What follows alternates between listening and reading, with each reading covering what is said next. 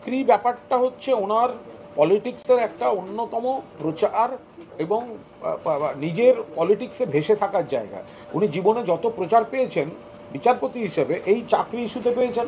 তো এখন আবার ওই জন্য তিনি এই ইস্যুটায় ঢুকছেন যে এটা উনি বিজেপি সাংসদ বা বিজেপি নেতা হিসেবে উনি খুব নিষ্প্রভ, ওনাকে বাকিরা সেভাবে সামনে আসতে দিচ্ছে না।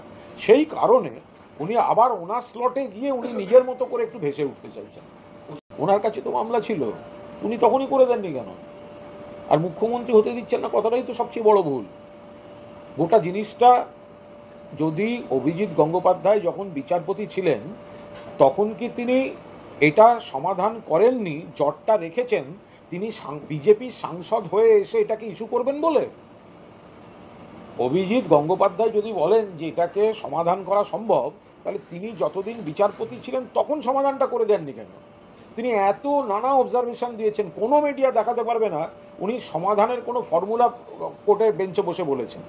তাহলে কি উনি জটটা পাকিয়ে রেখেছিলেন, ওনার মাথায় ছিল আমি দুদিন বাদে বিজেপি করব, এখন আমি হাইকোর্টের চেয়ারটাকে মিসইউজ করি, তাতেই জটটা পাকুক, আমি বিজেপির এমপি হয়ে এসে তখন আমি এটাকে আবার ইস্যু করব।